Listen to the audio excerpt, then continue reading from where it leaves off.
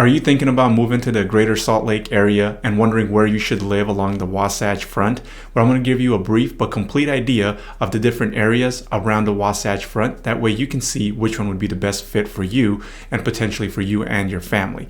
My name's Dinko. I'm a licensed real estate agent and a licensed mortgage broker in the state of Utah. If you need to get a hold of me, my team and I, we love helping people making the move to Utah. My phone number will be down below in the description. Call or text me anytime.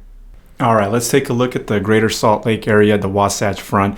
And the reason it's called the Wasatch Front is all of these mountains right here that are running along the east side of the city are considered the Wasatch Front. And the metro of Salt Lake is actually going to be right here. This is Salt Lake County, and it includes Ogden. For some reason, on the metro side, they don't include the Orem-Provo area, but it really all is the greater Salt Lake metro area because there's a bunch of people from Utah County right here, from Provo and Orem, going into Salt Lake County for work. So I'm not sure why they excluded it, but they did. And the east part of town, all the way along I-15, all the way here from Spanish Fork, Provo, through the greater Salt Lake area into Layton. It's all going to be more expensive on the east side than it is on the west. And that's just because that's how the city was built. The city was built first going eastwards, and also the mountains are bigger, the views are nicer. So that's where a lot of people want to be. And downtown is even closer to the east side and all of that. So definitely keep that in mind as you're kind of looking at the different areas. East side will always be more expensive than west of I-15, and the views are always going to be better as well. It's also a little bit more greener. Seems like there's a little bit more rain, or the mountain just gets more green. It could also be that on the west part of the mountain over here, we have what's called Kennecott. And Kennecott is the biggest man-made pit in the world, and there's a bunch of mining, copper mining going on here. Then they run that down and they process some stuff along the mountain here. I mean, it's huge. Just so you can see it from outer space, like you can see the Great Wall of China.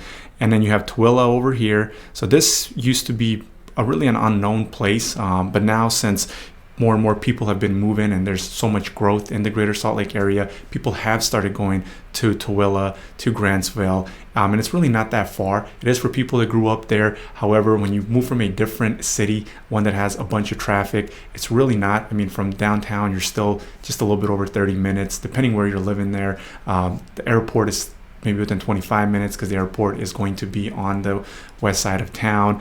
And those are things to kind of keep in mind as you're kind of looking where to live, what you would like. And of course, you know, there's budget, there's views, there's work. If you're working in at the point of the mountain, right here in Lehigh, this is the tech hub.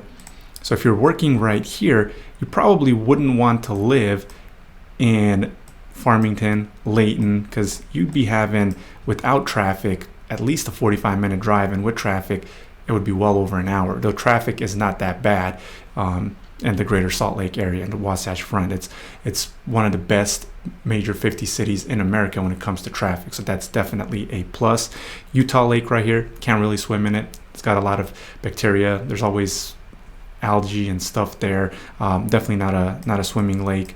Great Salt Lake, this is what makes Utah have the best snow on earth. Also not a swimming lake. It's also getting shallower now, and there is some stuff that it's a little bit contaminated because of Kennecott kind of spilling some stuff into it. I researched some stuff about it, and that's why I actually swam there as a little kid. We kind of went in and you float on the salt because there's just salt there and you're floating. It's really cool. Some people will do it. Haven't done it ever since. So those are the lakes that are going to be the closest to the Wasatch Front, but they are not lakes that people really go swimming in. And I will show some lakes that are, and where people do go swimming, and some other stuff here that we're going to take a look at. So right here we have Hill Air Force Base in Layton. So as you can see, it's a really big area, and a lot of people do move in and out of town because of the Air Force. Maybe you're looking to relocate because of the Hill Air Force Base. So that's going to be right here in the Layton area, and then that's where the Salt Lake area is and where Ogden is. Right here is Huntsville. So this is actually a really cool lake. I like this one, Pine View Reservoir. And when you're actually living on the far west part of town, there is going to be more mosquitoes as you're closer to the Great Salt Lake. And there's also going to be a little bit more mosquitoes when you're around Utah Lake, just because there's a big body of water. Strawberry Lake is another one that is a popular one. And then of course people go down to Lake Powell, and that's actually going to be more on the border of Utah and Arizona. Then you have all this other stuff that you can do down here, Zion's National Park, Moab. And this, as I mentioned earlier, is where the tech hub is in Lehigh, the point of the mountain.